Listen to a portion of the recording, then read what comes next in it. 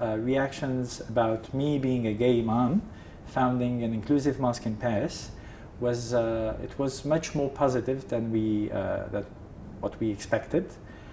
We had some threats, some insults, and many people telling us you are dirtying up Islam.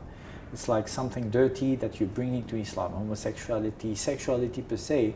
We don't talk about that these days, but we had much more people telling us that you are the true Islam. Challenges that gay Muslims or transgender Muslims are facing is turning around, how could I be both gay or LGBT and Muslim at the same time? Because it's like trying to cut one arm or the other. Do I have to back off my sexuality or reject my faith and my culture, my background culture? So we are trying to help them find a way, their own personal way, to reconcile faith and sexuality, especially our representation within Islam of sexuality is not sin as a sin. It's not sin as something dirty that you have to reject. So that's very modern, that's something new within Islam, to consider that sexuality is an issue that you have to deal with. It has to do with colonization, with complexes, with the fact that the Arab Muslim societies are in turmoil and they are looking for very macho, identities to push forward. I think the future looks really bright for LGBT people of faith. There's a number of excellent faith LGBT groups springing up. There's Imam, there's Keshet, based here in London, there's Sabat, and Diverse Church, all of which are specifically seeking to support LGBT people of faith. Growing up gay and Muslim in London is a little bit tricky, but I actually don't think there's a better place in the world to do it. I feel quite open and free here.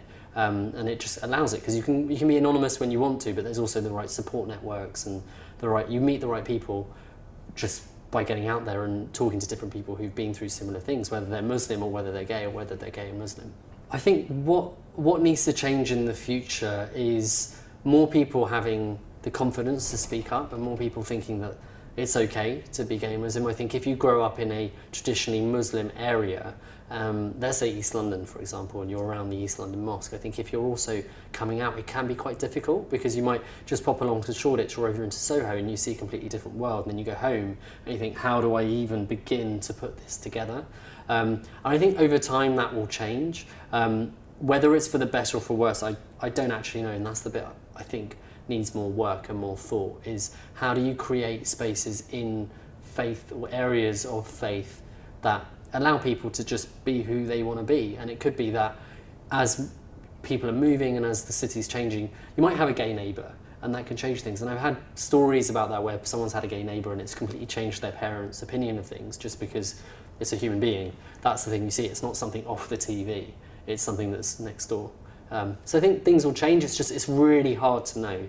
But I'm looking forward to kind of more areas. And there's an initiative called the Inclusive Mosque Initiative, and they are looking at creating a very open space for people to go and pray no matter what background you're from, and they're actually looking at finding a space in London to exist. And I think that's one of the great things about the city, is you can exist there and create something like that. I can't imagine somewhere else where you go, hey, let's make a mosque where everyone can pray.